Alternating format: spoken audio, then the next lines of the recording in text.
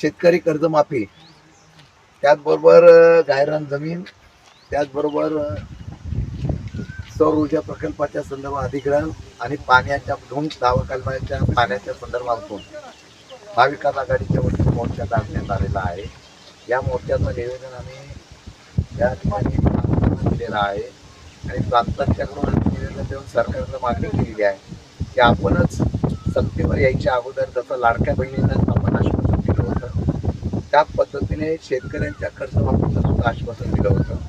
आता सरकारचे मुख्यमंत्री उपमुख्यमंत्री या ठिकाणी फिरत आहेत आणि त्यांनी सांगितलं की अशा प्रकारचं आश्वासन दिलं पण सध्या आम्हाला देता येणार नाही, पैसे मार्चच्या अखेरपर्यंत भरून टाका, भविष्य काळामध्ये त्याचा विचार करू.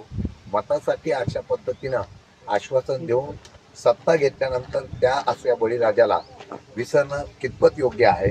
खरं म्हटलं तर मागच्या बजेटमध्ये औद्योगिक क्षेत्रातलं उत्पन्न घटलेलं आहे.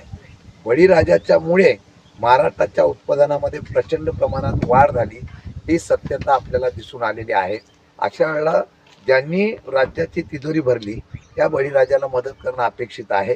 परंतु वेगवेगळ्या प्रकारचे कायदे, वेगवेगळ्या प्रकारचे निर्णय लादण्याचा प्रयत्न होतोय, दुर्दैवाचा आहे. त्याला आम्ही निश्चितपणाने विरोध करतोय.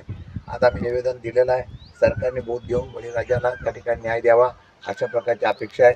2 डाव्या कालव्याचं पाणी कोरेगाव, वाई, खटाव या सातारा या परिसरामध्ये दिलं जातं. आता ते आवतण देत असताना पूर्वीच्या निकषाप्रमाणे त्याच्यावर इथल्या लोकांवर शेतकऱ्यांवर अन्याय होऊ नये अशा प्रकारची मागणी आम्ही या निवेदनावर केलेली आहे. त्याबरोबर कोरेगाव महानगरपंचायतीमध्ये मोठ्या प्रमाणामध्ये अनियमितता आलेली आहे. त्यामध्ये लोकांचं म्हणणं आहे की फक्त प्रकल्प दाखवायचे आणि पैसे काढायचे. एका सौर ऊर्जाचा प्रकल्प केलेला आहे, 2 कोटीच्या वरती खर्च केला आहे, पण तो 2 वर्षापासून तो प्रकल्प कार्यान्वितच झाला नाही. मी मगाशी बघितलं की महाराष्ट्रामध्ये सौर ऊर्जा प्रकल्पाचं एक अभियान पाहायला मिळालं. जनतेला वीज मिळत नाही, तर त्या सौर ऊर्जा प्रकल्पावर त्या ठिकाणी जी काही कडधान्य सुकायला टाकलेली आहेत ती मात्र लगेच त्या ठिकाणी सुकली जात आहेत.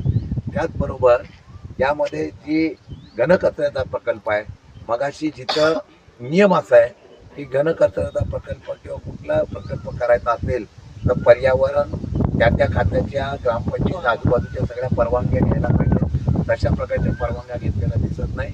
घनकचऱ्याच्या प्रकल्पाला 10 कोटी रुपये खर्च झालेला दाखवलेला आहे, पण त्या 10 कोटीमध्ये पिण्याची पाण्याची योजना जी कोरेगाव शहराला आहे तिथेच या प्रकल्पातला कचरा टाकला जातोय आणि त्याची प्रक्रिया केली जाते आणि मी स्वतः प्रत्यक्ष पाणी केलेली आहे. दुर्दैव आहे की कोरेगावला पावसाळ्यामध्ये ते जर पाणी त्या कचऱ्यातलं खाली गेलं तर त्या पाण्याचा दूषित पाणी हे कोरेगावकरांना पाहायला मिळेल, प्यायला मिळेल, हे दुर्दैव आहे.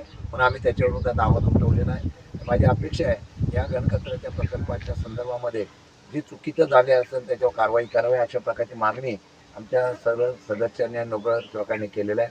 स्वच्छता अभियानाचा ज्यावेळेला प्रकल्प राबवला गेलेला आहे त्यामध्ये घनकचरा फार महत्त्वाचा असतो. आता प्रकल्पाला एका ठिकाणी गोळेवाडीमध्ये 65 लाख खर्च करून जागा घेतली गेली, पण तो त्या ग्रामस्थांचा आणि गावाचा विरोध लक्षात घेता ती जागा मग ज्यासाठी खर्च केला होता ती जागा तशीच पडून राहिलेली आहे आणि परत दुसरी पर्यायी जागा 3-3 महिन्याची भाड्याने घ्यायची.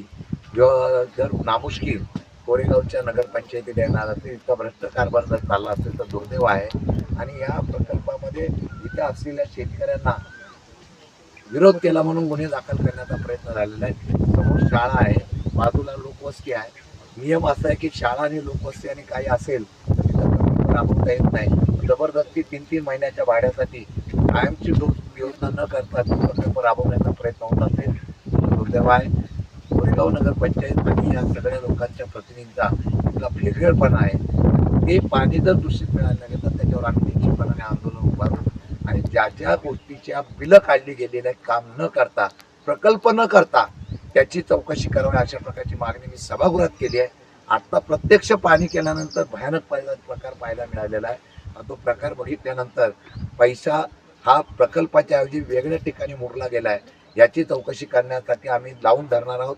आंदोलन करायला लागलं तर आंदोलन. सरकारचा पैसा कोणी जर बोगस प्रकारची बिलं काढून करत असेल तर त्याच्याविरुद्ध आवाज उठवणार. एबीपी माझा, उघडा डोळे बघा नीट.